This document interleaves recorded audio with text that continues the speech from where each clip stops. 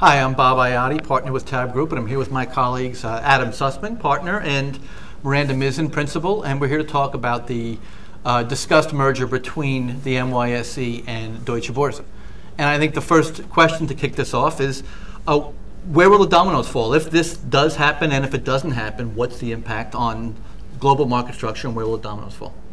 I think that where we're headed is towards a tiered ownership structure where we see global derivatives platforms and global equity platforms.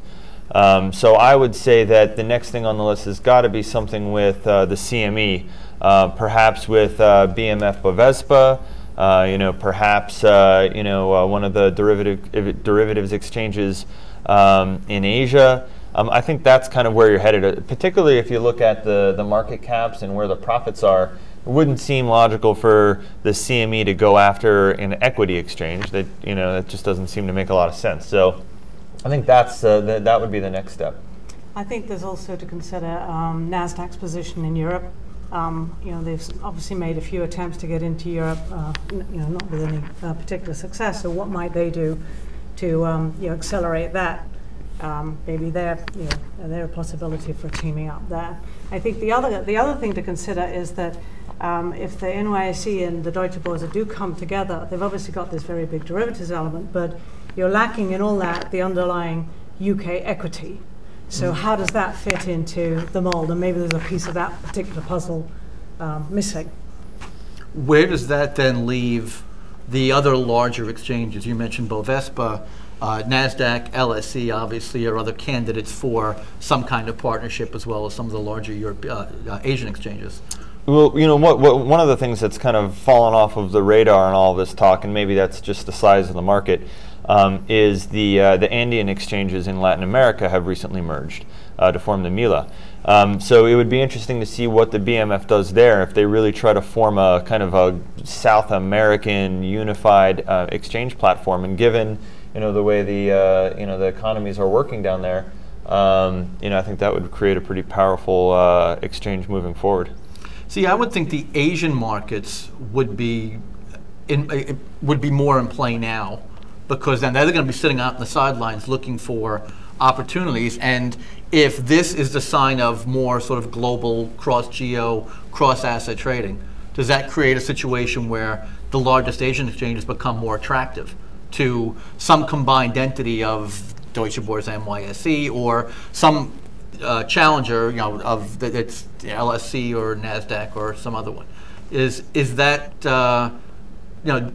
do we think that that's actually more attractive or less attractive as a result?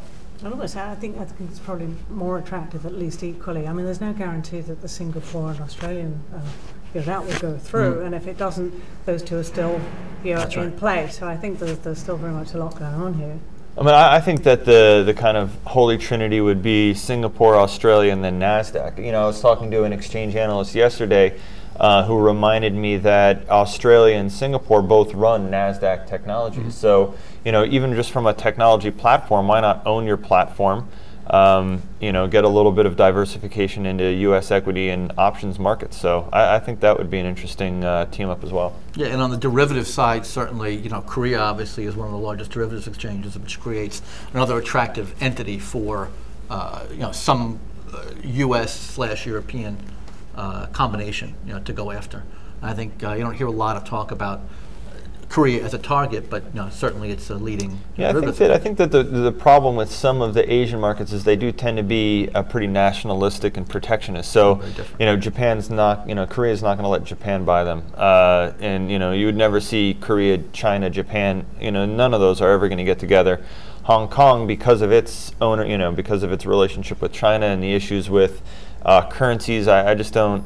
I see there's just too much friction going on there for that to happen. Yeah, so there's too much going on in the broader continent of Asia with respect to regulation, cultural diversity, and maybe even a more competitive environment across the different markets in what we call Asia, to make any singular entity in Asia a more aggressive target, at least in the short term. I mean, I think Australia and Singapore have relatively, smooth relationship, relative to, like, let's say China and South Korea. I mean, that's never going to happen. So Yeah, I mean, I think among those more progressive countries, you could see some consolidation. The other thing maybe to consider here, obviously there's the regulatory aspect, but there's also the question of timing. You know, you've got two very, very big exchanges wanting to get together. That takes an awful lot of effort. The question is how much appetite there is for immediacy to go, you know, that extra step. So some of it's going to be a question of timing. I mean, one of the other things for the TMX and the LSE is, could they look east? You know, that would be a natural one that maybe they would go for Singapore and Australia, but right now, you know, they're not even got together yet, but even so, that's a big integration effort. Yeah, I think, you know, the last time we saw some exchanges merge at this particular level, we saw the dominoes fall one after the other. This was like 06, 07, right? And I think the thought now is, you know, will we see it again? I also think what was interesting when Euronext was formed, but that was a very quick reaction to the LSE trying to get together with the Deutsche Börse, and one of them did happen and the other one didn't. So right now nothing's a given, but what is certain is we're not done. Okay, I think on that note, we'll close out this particular session. Thank you, Miranda Mizzen, Adam Sussman. I'm Bob Iotti at TABB Group. Thank you.